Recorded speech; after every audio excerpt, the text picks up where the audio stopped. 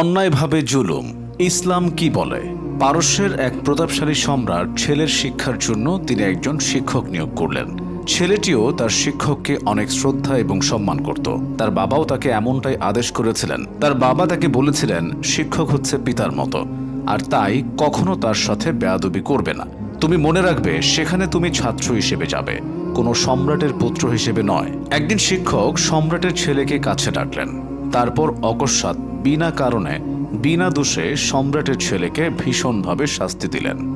অকারণে এই শাস্তি ভোগ করায় সম্রাটের ছেলেটি শিক্ষকের উপর দারুণভাবে রেগে গেল, কিন্তু মুখে কিছুই বলতে পারল না। হাজার হোক শিক্ষক তো। তখন ছেলেটি বারবার তার বাবার কথা মনে করছিল।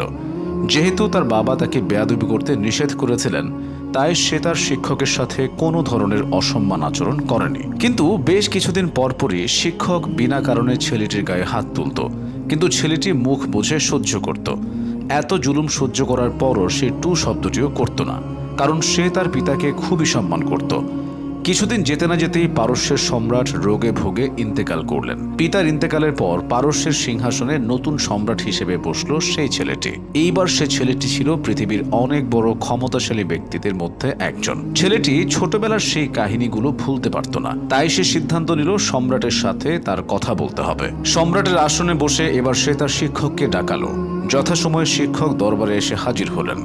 পারস্যের নতুন সম্রাট তার শিক্ষককে জিজ্ঞেস করলেন, আপনি অমুক দিন আমাকে বিনা দোষে বিনা কারণে শাস্তি দিয়েছিলেন কেন? শুধু তাই নয়, আপনি প্রায় আমাকে বিনা দোষে মারধর করতেন। আমি তখন কিছুই বলতে পারতাম না, কারণ আমার বাবা আমাকে কিছু বলতে নিষেধ করেছিলেন। আমি জানতে চাই, কেন আপনি আমাকে বিনা দোষে বিনা অপরাধের শাস্তি দিতেন? সম্রাট অপলক দৃষ্টিতে তাকিয়ে আছে শিক্ষকের দিকে। শিক্ষক একটু হাসলেন। তার চোখে মুখে ভয়ের লেশমাত্র নেই। জবাবে বললেন, হ্যাঁ, আপনাকে সেদিন অন্যায়ভাবে শাস্তি দিয়েছে এই জন্য যে আপনি যাতে করে বুঝতে পারেন বিনা কারণে বিনা অপরাধে কাউকে শাস্তি দিলে বা কারো উপর জুলুম করলে তার কতটা কষ্ট হয়। সেই কষ্টের স্বাদটা সেদিন আমি আপনাকে দিয়েছিলাম, যাতে করে আপনি বুঝতে পারেন মজলুমের কষ্টটা কত বড় যন্ত্রণাদায়ক। আমি খুব ভালো করে জানতাম একদিন আপনার বাবা মারা যাবেন, আর আপনি হবেন এই সিংহাসনের একমাত্র উত্তরাধিকারী। আর তাই ছোটবেলা থেকে আমি আপনাকে এটা দেখিয়েছি, অন্যায়ভাবে কারো উপর জুলুম করলে সে কতটা কষ্ট পায়। এবার আপনি পারস্যের সম্রাট, পৃথিবীর সমস্ত ক্ষমতা এখন আপনার হাতে।